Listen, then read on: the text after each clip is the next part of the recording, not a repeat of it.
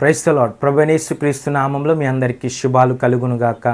ప్రతి ఉదయం నీతో నా నిబంధన స్థిరపరచుదనని దైవ కార్యక్రమాన్ని వీక్షిస్తున్న దేవుని పిల్లలని మీ అందరికీ ప్రభువైన యేసుక్రీస్తు నామంలో శుభాలు వందనాలు తెలియచేస్తూ ఉన్నాను.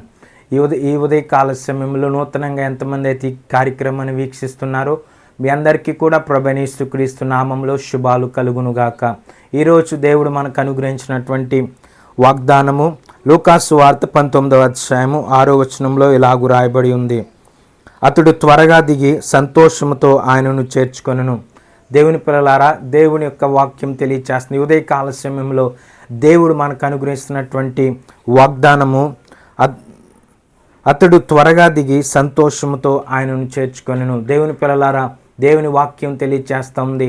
సంతోషముతో ఆయనను చేర్చుకున్నట్లుగా అక్కడ దేవుని యొక్క లేఖనం తెలియచేస్తూ ఉంది. ఎవరినంటే యేసయ్యను సంతోషంతో తన ఇంటికి ఆహ్వానించినట్లు మనం చూస్తూ ఉన్నాం.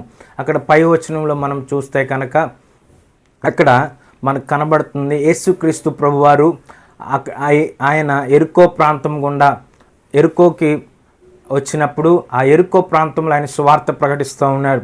అక్కడ జక్కయ్య అనేటువంటి ఒక ఇన్కమ్ ట్యాక్స్ ఆఫీసర్, అనగా సుంకము వసూలు చేసేటువంటి వాడు జక్కయ్య, ఆ ప్రాంతంలో ఆ ఎరుకో ప్రాంతంలో అతడు సుంకం వసూలు చేసేటువంటి వాడు. అయితే యేసయ్యను గురించి విన్నాడు, కానీ ఎప్పుడు ఆయనను చూడలేదు. అనేక పర్యాయాలు యేసు ప్రభువారు చేసేటువంటి అద్భుతాల గురించి విన్నాడు, స్వస్థతల గురించి విన్నాడు.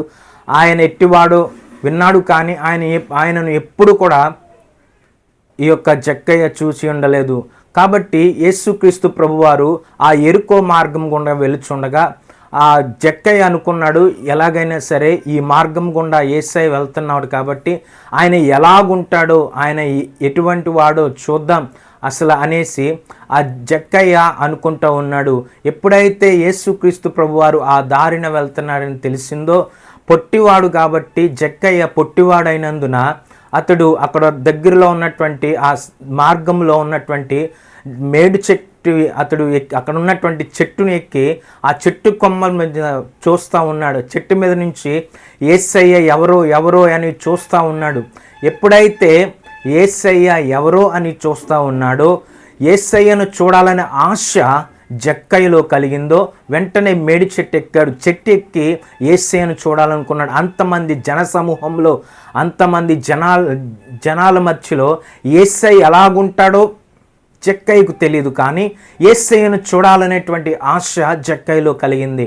అయితే మేడు చెట్టు ఎక్కి ఆ చెట్టు మీద నుండి, ఆ చెట్టు కొమ్మ మీద నుండి అతడు చూస్తూ ఉన్నాడు యేసయ్య ఎలాగుంటాడో, ఆయన ఎలాగుంటాడో, ఆయన ఏ రూపమును కలిగి ఉంటాడో, ఎలాంటి వాడు ఆయన చూద్దామనేసి ఆ చెట్టు మీద జక్కయ్య ఆశతో ఎదురు చూస్తూ ఉన్నాడు.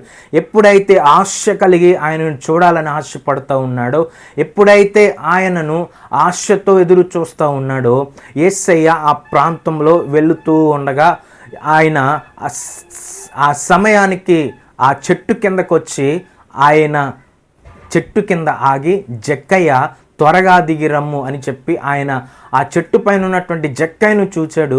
జక్కయ్యని చూచి, జక్కయ్య త్వరగా చెట్టు మించి దిగిరా, నేడు నేను నీ ఇంట ఉండవలసి ఉన్నదని చెప్పాడు. ఎప్పుడైతే యేసుక్రీస్తు ప్రభువారు ఆ చెట్టు కింద ఆగి ఆ చెట్టు మీద ఉన్న జక్కయ్యను చూచాడో, వెంటనే జక్కయ్య యొక్క హృదయం మారిపోయింది. అతని పట్టలేనంత సంతోషం వచ్చేసింది. ఎప్పుడైతే జక్కయ్యని దేవుడు పిలిచాడో, అసలు జక్కయ్య ఆశపడింది ఏంటంటే యేసు ప్రభువారు ఎలా ఉంటారో చూద్దాం అనుకున్నాడు. కానీ ఆయన జక్కయ్య ఇంటికి వచ్చాడు. జక్కయ్య దగ్గరకు వచ్చిన వెంటనే జక్కయ్య స్థితి మారిపోయింది. తన ఇంటికి ఆహ్వానించాడు, ఇంటిలోనికి వెళ్ళాడు, భోజనం సిద్ధపరిచాడు. అక్కడ అంటున్నాడు జక్కయ్య, నాయన ఇదిగో, ఎవరి దగ్గర అయితే నేను అన్యాయంగా సుంకం వసూలు చేశాను, ఎవరి దగ్గర అన్యాయంగా నేను ఎక్కువ డబ్బులు తీసుకున్నాను, ఎక్కువ ధనాన్ని నేను ట్యాక్స్ని కట్టించుకున్నాను, నేను వారికి ఇచ్చేస్తానని చెప్పి తన దగ్గర ఉన్నటువంటి తన ధనమంతా కూడా ఎవరి దగ్గర అయితే అన్యాయంగా తీసుకున్నాడో ఆ అన్యాయపు సొమ్మంతా కూడా తిరిగి ఇచ్చేశాడు. కేవలం ఎప్పుడైతే యేసుక్రీస్తు ప్రభువారు అతని ఇంటిలోనికి వచ్చాడో, అతని గృహంలోనికి వచ్చాడో, ఎప్పుడైతే తన ఇంటిలోనికి వచ్చినప్పుడు ఆయన స్థితి అంతా కూడా మారిపోయింది. ఆయనను చూడగానే అతని హృదయం అంతా కూడా, అతని హృదయంలో ఉన్నటువంటి స్థితి అంతా కూడా బయటపడిపోయింది. వెంటనే తన స్థితి మారిపోయింది. యేసయ్య ఆయన ఇంటిలోనికి వెళ్ళగానే, యేసయ్య ఆ గృహంలోనికి వెళ్ళగానే జక్కయ్య జీవితం అంతా మారిపోయింది. జక్కయ్య స్థితి అంతా మారిపోయింది. ఎందుకంటే ఆయన కళ్ళు దయగలిగినటువంటి కళ్ళు. ఆయన ఎక్కడుంటే అక్కడ దేవుని కృప ఆవరిస్తుంది. ఆయన ఎక్కడుంటే అక్కడ సమస్తమును కూడా మార్చవేయగల దేవుడు ఆయన. తన స్థితి అంతా మారిపోయింది. వెంటనే తనకున్నటువంటి ఎవరి దగ్గర అయితే అన్యాయంగా తీసుకున్నాడు ఆ అన్యాయపు సొమ్మంతా ఇచ్చేశాడు. అప్పుడు దేవుడు అతని హృదయాన్ని చూచాడు. ఇదిగో జక్కయ్య, నేడు ఈ ఇంటికి రక్షణ వచ్చిందని చెప్పాడు. చెప్పగానే జక్కయ్య ఎంతో సంతోషించాడు. ఇతడును అబ్రహాము కుమారుడే. ఇతడు కూడా ఇప్పుడు మొన్నటి వరకు అయితే పాపంలో ఉన్నాడు, కానీ ఇప్పుడు అతడు రక్షణ పొందాడు. ఎప్పుడైతే దేవుడు అతని పాపాలు క్షమించాడో దేవుడు అంటున్నాడు, ఇతడు కూడా అబ్రహాము కుమారుడే, ఎందుకంటే నేడు ఈ ఇంటికి రక్షణ వచ్చిందని చెప్పి జక్కయ్య గురించి చెప్తా ఉన్నాడు. తన జీవితం అంతా ఒప్పుకున్నాడు, తన స్థితి అంతా ఒప్పుకున్నాడు. ప్రభువా, ఇదిగో నేను అన్యాయంగా నాయన వసూలు చేశాను, డబ్బులు వసూలు చేశాను, అన్యాయంగా నేను డబ్బులు వసూలు చేసేటువంటి వాడిని, ఇన్కమ్ ట్యాక్స్ ఎక్కువ నేను కట్టించుకుంటూ ఉండేటువంటి వాడిని, ఎవరి దగ్గర అయితే ఎక్కువగా తీసుకున్నాను వారికి నేను తిరిగి మరలా ఇచ్చేస్తున్నానని చెప్పి అక్కడ తన జీవితాన్ని మార్పు చెందుకున్నాడు. యేసయ్య అయితే ఆ దారిన వెళ్తున్నా ఉన్నాడు, కానీ జక్కయ్య ఆశ కలిగి ఉన్నాడు. ఎలాగైనా నేను యేసయ్యని చూడాలి, ఆయన ఎలాగుంటాడో చూడాలనుకున్నాడు. కానీ యేసయ్య తన దగ్గరికి వచ్చాడు, తన ఇంటిలోనికి వచ్చాడు. ఆశ్చర్యకరమైన విషయం ఏంటంటే ఆయన ఇంటిలోనికి రాగానే ఆయన ఇంటికి, ఆ జక్కయ్య ఇంటికి రక్షణ వచ్చింది. దేవుని పిల్లలారా, ఎప్పుడైతే యేసయ్య మన ఇంటిలోనికి వస్తారో, ఎప్పుడైతే మన హృదయంలోనికి యేసయ్య వస్తారు, ఎప్పుడైతే మన జీవితంలోనికి యేసయ్య వస్తారో, మన జీవితం మారిపోతుంది, మన స్థితి మారిపోద్ది, మన పరిస్థితులు మారిపోతాయి. చీకటి బ్రతుకులంతా వెలుగుగా మార్చబడుతుంది. ఎప్పుడైతే మన జీవితంలోనికి యేసు ప్రభు వస్తారో, ఎప్పుడైతే మన హృదయంలోనికి యేసు ప్రభు వారు వస్తారో, మన జీవితం మారిపోతుంది, మన స్థితి మారిపోతుంది. మనలో ఉన్నటువంటి చీకటి అంతా బయటికి వెళ్ళిపోద్ది, మనలో ఉన్నటువంటి లేమి అంతా బయటికి వెళ్ళిపోద్ది. ఆయన సమస్తమును వెలుగుమయంగా చేయగల దేవుడు. ఆశ కలిగి ఉన్నావా? ఆశ గల ప్రాణములు ఆయన తృప్తిపరచగల దేవుడు. జక్కయ్య ఆశ కలిగి ఉన్నాడు, ఆశ కలిగి ఉన్నాడు. నేను దేవుని చూడాలనుకున్నాడు, యేసు ప్రభు ఎలా ఉంటారో చూడాలనుకున్నాడు. కానీ యేసయ్యే ఆయన దగ్గరకు వచ్చాడు.